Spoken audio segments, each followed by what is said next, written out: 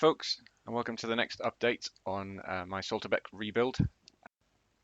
So with the track laid and painted as you saw in the last video, and a few of the walls close to track in place, the only thing left to do before I started ballasting was adding the crew platform.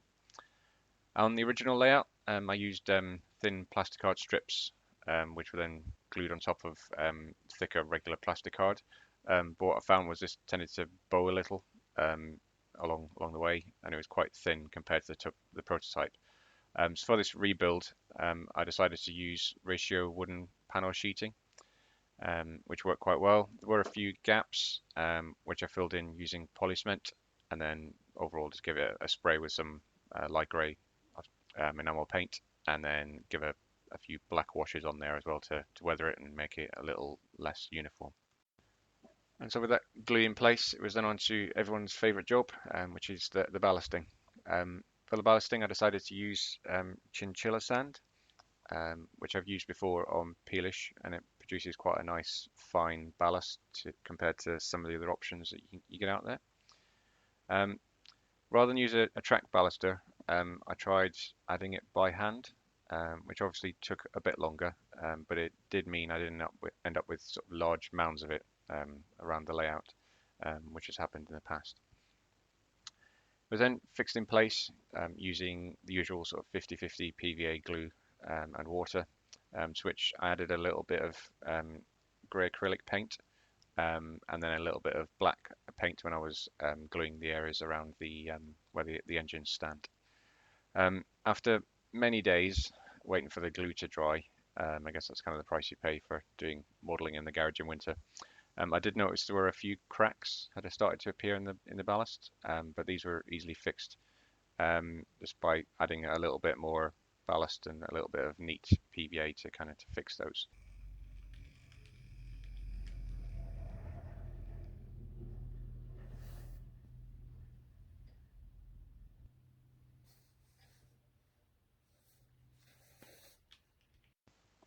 So when it eventually did dry, there were a few bits where the ballast was quite light, so I used various shades of grey acrylic to darken it a bit, and then I also added some brown and black weathering powders to finish it.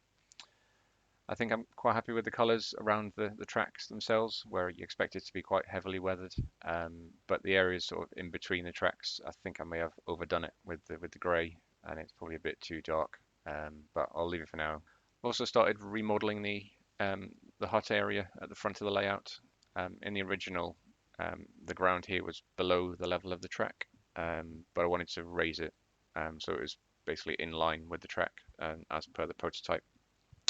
And so to do that, I've added the 2 layers of cork again, so it's then level with the track, and then I put some sandpaper on the top, which I will paint, which will be the road, and added a little bit of ballast to kind of mask the divide between the ballast and the sandpaper.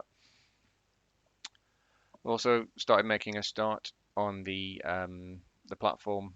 So this is just your scale scenes platform texture glued onto plasticard and then just cut to fit.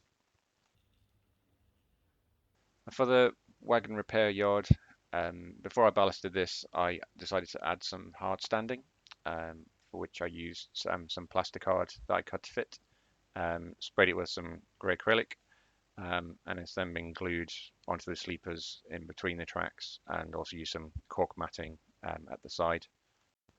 So then ballasted it in the same way as the other board.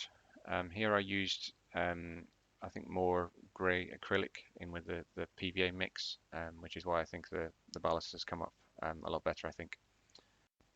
And now I just need to look at some photos of the correct yard area to get an idea of how to weather it. And that's pretty much where I'm up to. So I hope you enjoyed this update on Salterbeck. Let me know what you think in the comments section below, and I'll see you all next time.